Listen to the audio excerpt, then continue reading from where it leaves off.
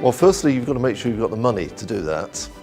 Then you need to keep an eye on the admin side of things, as I said before, and make sure you have the money, you pay appropriately on the terms that you've agreed with your supplier, you don't pay early, and similarly make sure that when you're getting your cash, you look for the terms that you've agreed with the supplier, make sure you get payment on time, make sure you invoice efficiently, no mistakes, no errors. They can always be an excuse for not paying, so be efficient around your admin too. Well, we're a regulated business in the legal profession, and that puts quite strict rules on us over when we have to pay our suppliers, and particularly the biggest suppliers, which are barristers. So we have to do that within a certain specified time limits of when our clients pay us.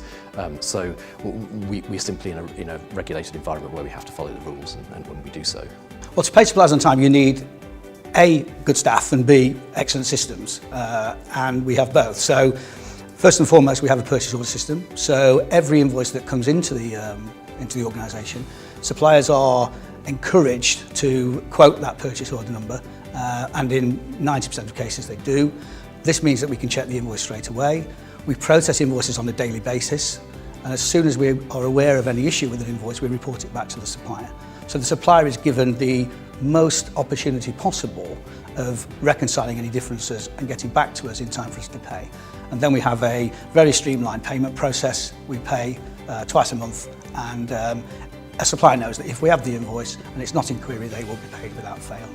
Well, I think first off you need to agree what on time is, and the best way to do that clearly is to have a regular dialogue with your suppliers. And I think if you're open and honest with them, if there are times when you maybe can't pay on time, be open and honest and discuss the issues.